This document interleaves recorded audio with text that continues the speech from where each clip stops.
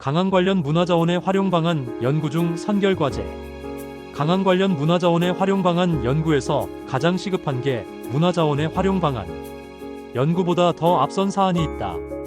강항 관련 역사 오류와 역사에 대한 왜곡 부분이다. 인터넷에 올라온 강항 관련 글을 살펴보면 심각한 수준이다. 마치 강항의 작품을 직접 저작 활동을 해 창조한 것처럼 교묘하게 비틀어서 도용한 부분이다.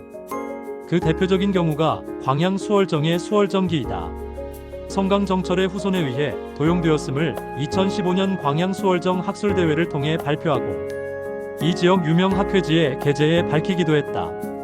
국제적인 도용 부분은 일본의 몰지각한 학자들에 의한 역사 날조와 역사 왜곡이다. 그들은 그들만의 습성을 버리지 못하는 것 같아 안타깝고 한편으로는 추근지심이 느껴진다. 군주와 스승 그리고 부모가 삼위일체라는 유학 사상을 중심으로 생각해보면 스승이 차지하는 위치를 명확히 인식할 수 있다. 그럼에도 불구하고 일부 일본인과 위정자들은 스승이 포로라는 걸 부끄러워해 회피하고자 몰두했다. 정작 수제자인 순수좌 즉 후지와라 세이카는 스승을 국화에 비유하며 고귀한 인품을 노래했고 6살이나 연하임에도 스승으로 깍듯이 모시고 항상 존경에 마지 않았다. 스승인 강항이 조석으로 의관을 정제하고 바른 언행과 얼굴에 웃음빛이 없으므로 자신의 처지를 비통해하는 선비의 자세가 부러울 지경이었다. 그리하여 신유학과 재래 문화뿐 아니라 선비 한복을 지어 입고자 노력했다. 그는 스승으로부터 시미를 짓는 방법을 배워 마침내 도쿠가와 이에야스 앞에서 시강을 하게 된다. 이때 순수자는 승려의 승복을 벗고 일본 최초의 유학자로 선비 한복을 입고 나타났다. 일본의 유학자라는 걸 절대 권력자 앞에서 당당하게 밝히게 된 것이다. 이 역시 최고의 학생으로서 일본을 대항해 개혁을 부르짖은 최초의 혁명적인 사건이었다. 근데 대한민국의 유사한 듯한 사건과 한번 비교해 보고자 한다.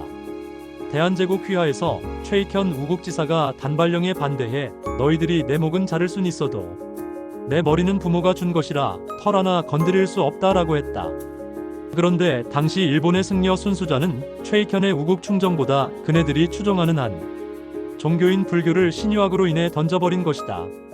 승복을 벗고 과감하게 도쿠가와 이에야스 앞에서 유학자로 변신을 했으니 이 얼마나 당시 일본에서 큰 파장이 일었겠는가.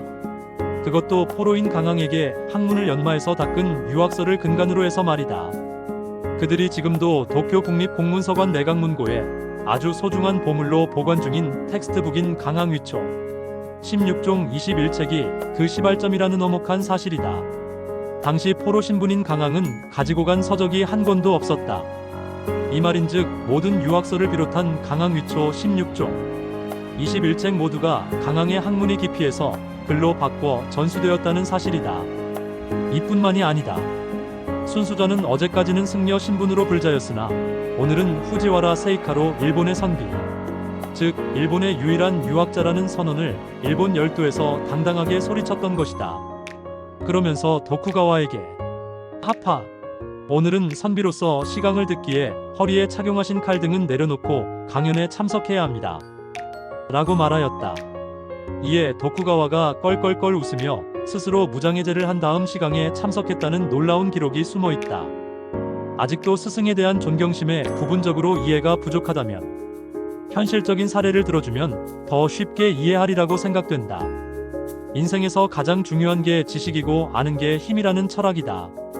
우리가 무지에서 오는 잘못된 관행과 모름으로 인해 습관처럼 굳어진 일들이 너무도 많다. 그러나 그러한 지식을 스승으로부터 받아 올바르고 아는 만큼 사용한다는 건 특혜이며 사회생활에서 행복 그 자체이다. 그러나 스승도 인간인지라 사회적으로나 경제적으로 완벽할 순 없을 것이다. 하루아침에 노점상으로 전락해 길거리에서 장사를 하게 될 수도 있고 실업자가 된다든지 아니면 어느 날 갑자기 길거리에 떠도는 노숙자가 될 수도 있다. 그런다고 해 그 스승을 갑자기 스승이 아니라고 말할 수 있겠는가? 한번 스승은 영원한 스승이라는 도식이 성립하게 되는 것이다. 그런데 지금의 일본을 보면 유학자 후지와라 세이카는 일본의 국부로 신격화되어 있는데 그의 스승인 수은 강항은 없다. 후지와라 세이카 소개 전체 문장의 한 부분에 불과하다. 2017년 일본 에히메현 지역 농촌 마을을 벤치마킹하다가 그 지역 도시에 숙소를 정해 저녁에 잠을 못 이루고 거리의 예술인을 만나 스마트폰으로 강항을 찾아 보여주고 강항이 후지와라 세이카와 연결고리가 되어 이어졌음을 강조한 적이 있다. 개인 문화가 팽배한 그들이 직접 술과 밥을 사줘 대접을 받은 기억을 잊을 수 없다. 그것도 그날뿐 아니라 그 다음 날까지 지역을 옮겨가 다른 도시에서도 똑같이 반복되었던 사실이다. 이토록 지식이 있는 일본인이라면 거부할 수 없는 스승이 강항이고 만 것이다. 그들에게 근대 일본을 창조해주고 메이지 유신을 이끌어 오늘의 일본을 있게 한 인물 또한 강항인 것이다. 강항 관련 문화자원의 활용 방안 연구에서는 활용 방안을 우선 대한민국에서 찾고자 했다. 그리하여 한국 내, 그것도 내산서원과 호남 지역에 가장 많이 분포된 문화자원을 중심으로 연구했다.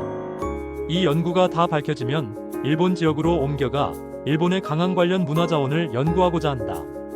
사실 일본 지역 내의 강항의 문화자원은 더 드라마틱하고 더 흥미진진하다. 아무래도 30세의 강항이 선비이면서도 혈기왕성해 일본에 대고 마음껏 사자후를 토로했음이 증명되고 기록되어 있다. 거기까지는 꽤 많은 분량이 소요될 것으로 추정한다. 사실 처음에는 한 20여 회만 주장하고 멈추려고 했다. 그러나 조족지혈이 되고 말 것이 두려웠다. 우리 민족의 우수성이 은근과 끈기이다. 다른 건 몰라도 그 우수성만큼은 훌륭하게 이어받은 것 같다. 누가 보든 안 보든 많은 시청자가 있든 없든 그게 중요한 게 아니라 연구자가 되어 지금 어떤 일을 하고 있느냐가 중요하리라고 본다. 이러한 강항에 관한 관심으로 단 한 명의 연구자라도 더 나와 똑같은 일에 나서게 된다면 그것이 곧 보람이요 애국이라고 생각한다. 그만큼 위대한 인물에 관한 연구가 되는 것이다. 다음 장에서는 강항 관련 문화자원 중 내산서원을 중심으로 해 그의 문화유산을 더 세밀하게 고찰해 보려고 한다. 그야말로 여러분들의 많은 관심과 성원을 바라는 바이다.